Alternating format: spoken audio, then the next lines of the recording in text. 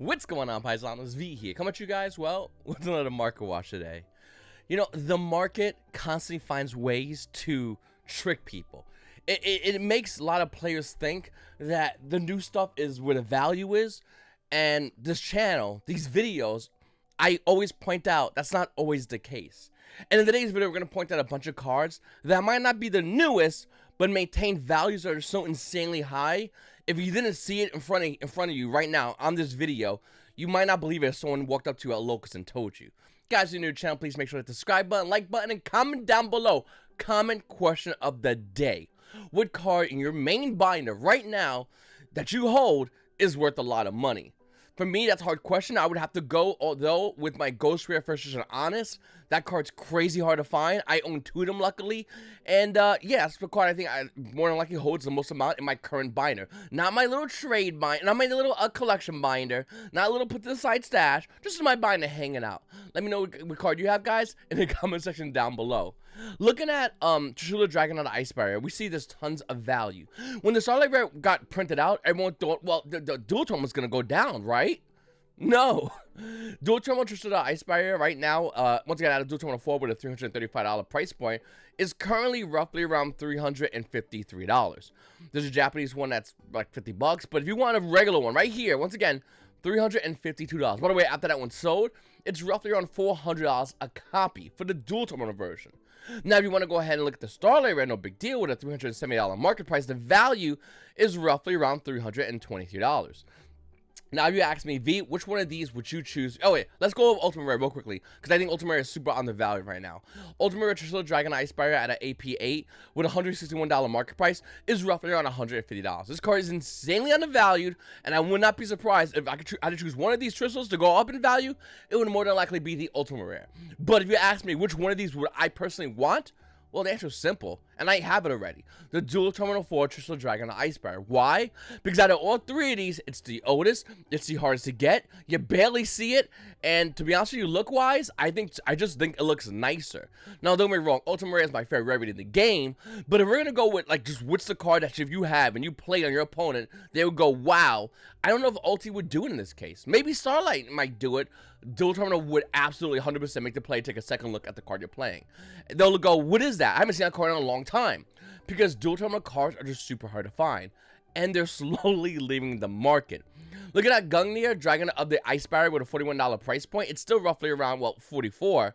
After that one's gone, by the way, the new price point is roughly around $100 a copy for this card. Then we have other Dual Terminal cards, of course. We're going to have DeLorean Tiger King of the Ice Barrier with a $39 market price. The value is roughly around $46 to $55. Once again, after that one sold, it goes to $55. And this isn't saying it long, by the way. It quickly goes to $65 because there's a bunch of solo listings, a couple of dual listings, but that's pretty much that with that card. Another card is just a Catastor. Now, there's an Ultimate Rare, and that one actually holds more value, which is the opposite of Trishula. But just as a Catastor, out of Dual Terminal 1 with a $4 market price, is actually roughly around $20. I don't ever remember it being 4. I remember it being like 9, but somehow it's okay. Now it's 4, but sure, whatever. But the price point is roughly around $20 for this card. To be honest with you, that's not a bad buy. Then again, if you want the Ultimate Rare out Turtle Pack Booster 7, way, just super duper old card with a $44 market price, the value of this card is roughly around $61. By the way, after a couple of sales, it starts hitting that $70 price point relatively fast for just a Catastor. This card's being used in 2011 for. That's the reason why this specific card holds value. Well, it's not really fun and crazy, and if you caught it, you would actually, might have. Well, allegedly, I'll give you guys an update in my next video, but Bionics Dragon Ice Barrier with a $60 market price. There's one over here for $31, and the next listing, yeah, you guessed it, random guy who probably looked this up already. What are you doing? This card's $281. Now, to be honest with you, the reason why this card's $31, and I say if you didn't get it, you missed it, because, yeah, I bought it. Don't get me wrong, I already own one, but why would you not want to buy a $30 card whose next price listing is astronomically higher, almost 10 times higher? Kind of crazy. The thing is, I don't know if that's ever gonna ship. They might recently find out that they have some shipping errors, some product errors.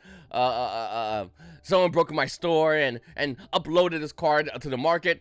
What is what it is. If I do get it, I'll give you an update though.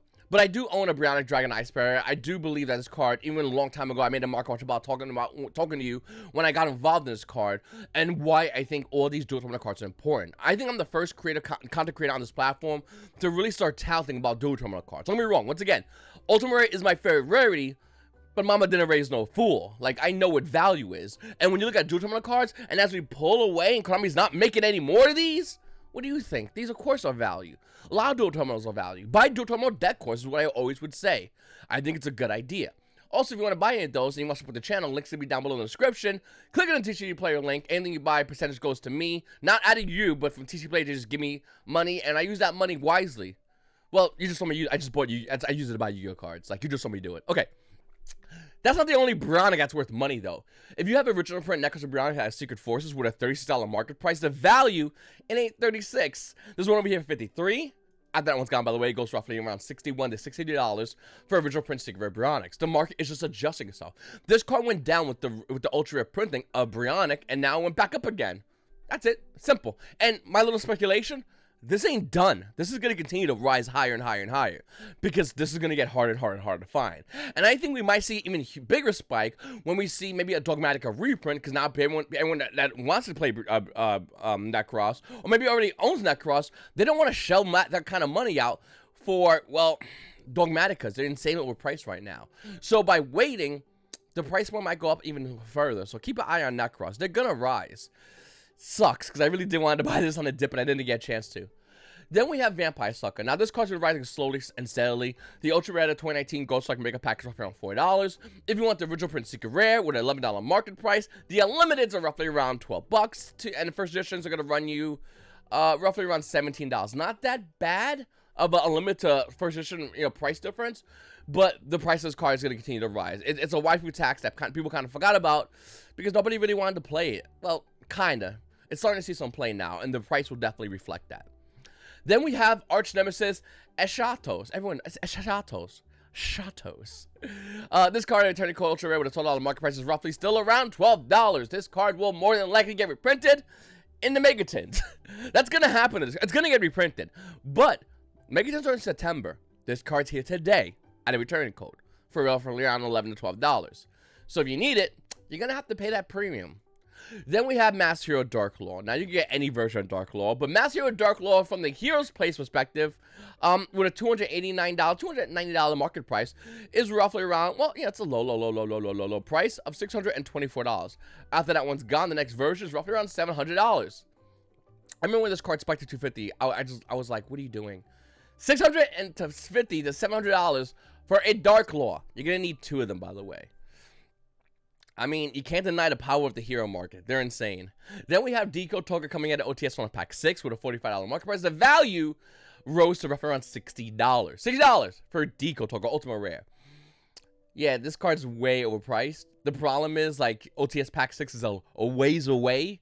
We're about to enter 10 OTS, the 16th OTS pack, making it 10 OTS packs away. So you can't really replenish the market with this card. Those holders are not selling it. I know I'm not selling mine. And that's going to be a problem for anybody in the future who does want this card. I don't know why would you want it. It's not really that good, but it doesn't really matter in the grand scheme of things. Do you have it? No. Well, that's why it's so much money. Okay. Spellbook Power is another Ultimate Rare that's rising really high in value. This card with a $54 market price is roughly around $93 for Spellbook Power. Now, I really don't know why it's going up in value. I mean, we can talk about a lot of cards and kind of guesstimate why other cards. Spellbooks is, don't get me wrong, it's a phenomenal art type. I love that deck, and I really would love to see more support for Spellbooks. In fact, Spellbook Judgment coming up the bans, I think at this point, is inevitable. Some might say it's crazy, but some also play combo decks that try to go like first turn and play Yu-Gi-Oh! And lock your opponent out of the board and go. Fair times of fun. Spellbook Judgment is not going to make or break the meta. It's just going to be an option for Spellbook players to enjoy the deck a little bit more, to go and extend a little more than what they normally could. Does it do anything? No. Super Rejuvenation came off the ban list, and that card, I think, is way more broken than Spellbook of Judgment, but yet we still have Spellbook of Judgment currently banned. So I think that should come off the ban list, inevitably. If Konami will probably go like limited, next ban is semi-limited, and then unlimited. Looking at Spellbook of Power, well, it's just one of those hard to find cards if I had to guess. Then we have Ancient Guardians. So the price of Dynamax Prankatops is slowly going down in value. With $145 initial value, that when it dropped, the market price is going to be roughly around $140. And at $140 currently in the market price, the value is roughly around $135 for the card. It's just slowly dropping in value. Little fun fact, this card will tank in value. Why? V, it's a good card. V, okay, snarky guy. Very simple. It's a one-off at most players' side deck if they even play the card at all. Done. Don't get me wrong, I want a Prankatops really, really badly, but why overpay today when you could pay half in the future? It makes no sense. Looking at other cards, again, you see Skullmeister with $124 market price. $147 is the market price, by the way. Trading is going down. Keep an eye on this card. I'm not even joking. Like, that's the collector's rares you should care about. We are seeing Snakes see some play. That's why we see some value still maintaining decent for Snakes. I mean, yes. You know, it's an easy name. It's my kid's name. You know, I've named after this name. Amnesia. You know, once again, you probably have like a cousin named after that, right? And then there's Aaron. I don't know why, but I love this card, and I don't even know what it does. Just because it has a kind of normal name. I don't even know the rest of it. It's just, they were like, bleh, bleh, that guy's Aaron. That's Aaron. Should we add some more letters and vowels? No, I think we got him with the Aaron part. Aaron. Okay. So, I really don't know what's going to happen with Ancient Guardians, but we are seeing some reptile variants go around. Despite the fact that we are seeing reptile variants go around, I think we can clearly see the value of these reptile cards go down still, despite the fact that they might actually have a chance of meta plays. I'm talking about reptiles. Hopefully, pendulums do something. Wake up, dead pendulum memes. But right now, we are looking at the Ogdoadic cards. I'm going to name my cat that. I'm gonna get a cat and name it that. Okay, Trapagate Fractal Ultra Rare out of Phantom Rage for a $22 market price is actually kind of holding decent values, roughly around $22. The thing about Trapagate Fractal is, it's the reason why it's holding decent value because Trapagates have solidified themselves as a great tier 1.5 deck. I think that perfectly the new variant, which is a more of a trap variant version of Trapagates, and it's looking good. Trapagates have an amazing broken trap card. Trapagate was a Revolt, I believe, or Oath. I always get the two confused, but one of those are really good. One of those are alright, kinda. And Trapagates themselves are still really good. You know what's really good, though, if you own Trapagate Fractal? A Starlight version of Trapagate Fairjet, the Baron Blossom. I don't care. With a $227 market price right now, the card is roughly around $230. And you might go, V, that's a lot of money. No. This card's on sale right now. This card will spike in value. That's a guaranteed. I mean, look at IP Masquerade. It's still over $1,000. Appaloosa, still around $1,000. Even Win is like, hey, wait for me. I'm going to be around $1,000 soon. It's currently $911. Are we just going through the list? Whoever's doing these buyouts, are you just going, all right, got that one. When I'm done with that one, I'll go to Lightning Storm. Like, are we just doing like boom, boom, boom? Let me know at least. Keep me in the loop. But what we are seeing is cards hit over $1,000 for our Starlights. Dogmatic Ecclesia is already roughly around $1,200. And I wouldn't be surprised if we see more blowout Starlight rares. Even though you would think Zeus would be the next one, or Talents, or Lightning Storm. I think Zeus should be the next one, but that's, once again, my opinion. And evidently, the market sometimes just does what it does. The only thing we can do is gauge as far as what's going to happen next. Once again, I think it should be Zeus, by the way. All right, looking at Rise of Dose, we can clearly see a bunch of cards that are worth a bunch of money because that's what it is. But what you can't see, I'm not sure what a lot of people do understand, is that this market has drastically changed since its debut release. Ice Dragon Prisms used to be around $6. The value is roughly around $65. Shadow Schism was like $6. It's $35. It used to be $40, by the way. Kind of went down a little bit. Odd Eyes Revolution Dragon used to be $10. In fact, before that, it used to be $6. The value is roughly around $25. Ecclesia used to be $25. It's $24. That's not really exciting at all, is it? Fallen of Albass used to be like $5, and now it's $17. Chaos Rule the Magic Dragon used to be $6. It's $29, and these ultra rares were like dollars. And look at them, boom, boom, boom, boom. They're not dollars anymore. A lot of the values of a lot of these cards within Return of the Duelist is just absolutely insane and maybe overpriced. And it'd be cool if Konami reprinted them, and they are going to, in the form of Megaton, just not immediately.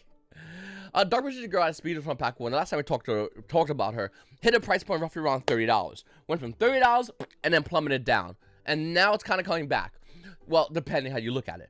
This card is a collector's card. I think we can guarantee that, right? I mean, casuals don't really play it as much. competitive players don't even want to look at it, besides like the waifu binder or field center or whatever creepy hentai thing they love doing. But Dark Magician Girl right now with a $23 market price, well, it's roughly around 25. In fact, there's a couple of single listings for 25. And if you want to go by walls, and which we should talk about, because these are all foreign, by the way. Foreign custom cards are, I wouldn't say worthless, but worth less. See how I did that? Did that little thing? The reason why is very simple. Because if you're a collector, you don't care about foreign cards. Only competitive players care about foreign cards. Casuals kind of hit or miss, but collectors absolutely do not care about foreign cards. I get a lot of questions. V, I have a Blue Dragon, original print, first edition, LOB.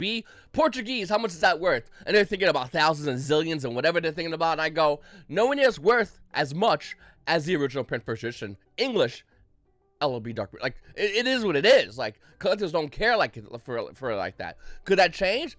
Possibly. Will it? It's a good question. I don't think it will, to be honest with you. Anyway, going back to the card, Dark Magician Girl, for the English versions of the Speed Duel promo, 25's over here. You get another one roughly around 29. We're just looking for a wall at this point. We got 6 wall at 33. I'm not sure that wall will stick. And then there's a bunch of play sets. And then, I mean, there's tons of play sets of this card. And that's basically it. There's no more, like, when this card first came out, we saw like 30, 40, 50 walls. 71, I think, was the highest, or 77 wall of Dark Magician Girl, which roughly around at the price point of $6, by the way. $6, by the way. $6 when this card first came out. Looking at it right now, I think we're going to agree that it's 4 times the amount minimal, and the price point of this card is going to continue to increase as time goes on, and it becomes harder and harder to find.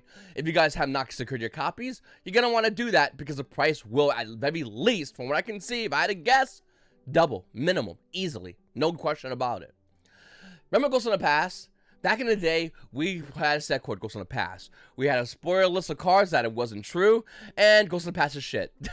Besides the Ghost Rares. Oh, by the way, little fun fact, Ghost Rares, not all of them were good. I mean, yeah, they're all good, but in good as in, wow, it's cool, good card, but not good in the fact that Konami printed these cards out properly. They didn't. I got a hair in my mouth.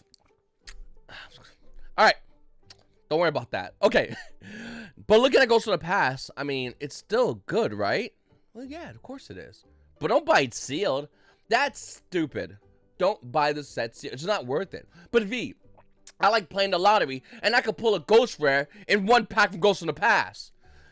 All right, naive random kid. Or another kid comes out of nowhere. V, I opened 1 pack, and I pulled 1 Ghost Rare out of that random pack. Congratulations. You hit the lottery out of a $10 scratch off, and you're scratched off for 20, and now you're weird flexing. Nobody cares what you pulled. Like, can we just, like, I hope they create a Facebook group for people to just go and show what they pulled. I honestly don't care. Not that I'm mean or I'm jealous. I'm glad you got good cards. I want everyone to get good cards. But people always like take a picture of like Dark Magician and go, "Did I do good?" And then you just want to take a lead pipe to the knees because like what? What? I'm showing my bank account. Did I do good in life? What the fuck? Like, I don't know. It's just ridiculous. Anyway, I digress. Looking at Ghost in the Past, the Ghost Rares obviously have good value. They're going to increase in value as time goes on, as they get harder to get, because nobody can find this set. And when you do want to find this set, why would you want to buy it? So there's a good chance in time this set would be hard to find sealed. It is what it is. And I do think there might be value in the sealed market from Ghost in the Past. Have fun storing those. Make sure you do it properly, or they will just start bending on you. And then you have a new problem, besides the fact that there's a possible chance you pull a Ghost Rare, and the Ghost Rare looks like someone, like a bunch of midgets had a paintball battle on the back of the card. It just looks really weird. Nevertheless, look at the Ghost Rares out of Ghost in the Past. I definitely recommend you hold them, and you definitely recommend trying to get more if you can. The prices are really high right now, and will they ever go down? No, they will not, once again, because they are hard to find in general, especially if you can find one in good condition. A lot of players that open these didn't get so lucky. You hit the lottery, but you owe the tax man. Looking at the Ultra Rares, though, out of Ghost in the Past, I do think there's a lot of good value in the Ultra Rares out of Ghost in the Past. Evenly Matched is a phenomenal card. $12, that's absolutely amazing.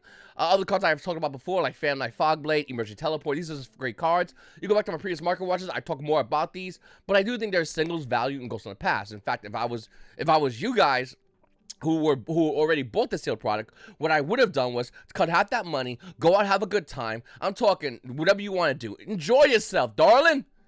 And then with the other half of the money, you buy singles. And then you take them, pop them in a BCW box, and you sleeve them, pop them in a BCW box, put them aside in a nice ventilated area. Make sure it's nice and cool, not too cold, not too hot. And you forget about those cards. And then when you sporadically hear the news or watch these amazing videos that you subscribe to, you can go ahead and buy. You go, oh yeah, hold on. I have 50 of that card. That card's how much? $10? Cool. And that's actual making money, if you want to make money. If you want to open cards for the fun of it, you know what? I respect that. I totally get that. I don't agree with that. But given your circumstance, your situation, I would do it myself to go and open cards. But everything's not selling cards, which I'll talk about in a second.